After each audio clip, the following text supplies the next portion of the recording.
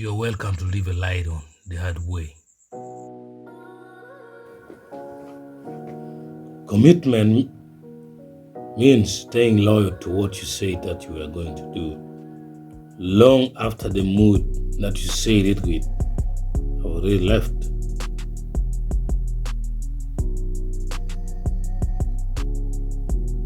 This is a situational statement or quote, which means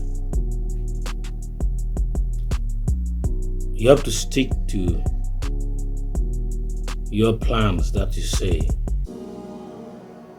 even if you no longer have the motivation to do it, even if you don't feel like doing it anymore. You just gotta stick to it and try to make it perfect. Most of the time, we say plans that this, like New Year is coming, 2023. We set our New Year goals that in this year I need to achieve this. But by the middle of the year,